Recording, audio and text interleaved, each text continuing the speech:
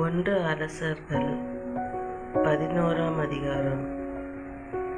யெரொபெயாமுக்கு கடவுள் தந்த வாக்குறுதி. எப்பிராயீமின் சேரேதாவை சார்ந்த நெபாற்றி என்பவனின் மகனும் சாலொமோனின் 12 ஒருவனுமான யெரொபெயாம் அரசருக்கு எதிராய் கிளர்ச்சி செய்தான். அவனுடைய தாய் செருவா என்பவள் ஒரு கைம்பெண். அவன் அரசருக்கு எதிராய் கிளர்ச்சி செய்தான். விவரம் பின்வருமாறு: சாலமோன் கீழே தாக்கியுள்ளதை கட்டி தம் தந்தை தாவீதின் நகரில் இடித்து போன இடங்களை பழுது பார்த்தார். யெரொபெயாம் ஆற்றல் மிக்கவனாயிருந்தான்.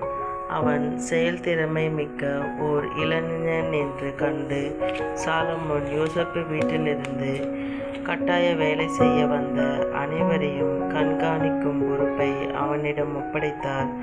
ஒரு நாள் யெரொபெயாம் எருசலேமிலிருந்து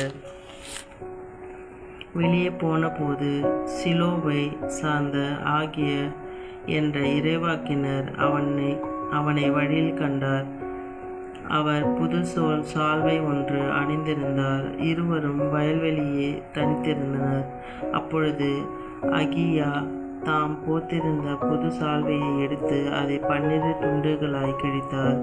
பிறகு அவர் யெரொபெயாமை நோக்கி பின்வருமாறு கூறினார்: இவற்றில் 10 துண்டுகளாக உனக்கென எடுத்துக்கொள்.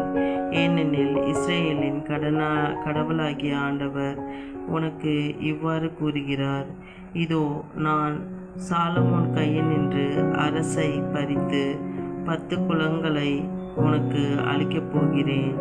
ஹல்லேலூயா, ஹல்லேலூயா, ஹல்லேலூயா.